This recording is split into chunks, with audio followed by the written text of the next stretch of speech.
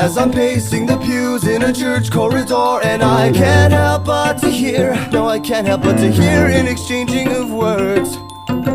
What a beautiful wedding, what a beautiful wedding, says a bridesmaid to a waiter. Yes, but what a shame the poor groom's bride is a whore.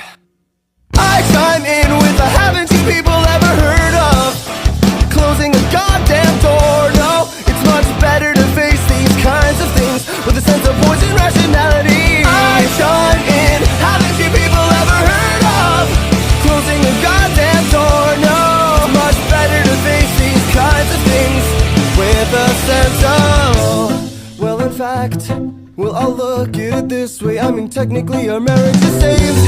Well, this calls for a toast, so pour the champagne. Oh, well, in fact, well, I'll look at it this way. I mean, technically our marriage is saved.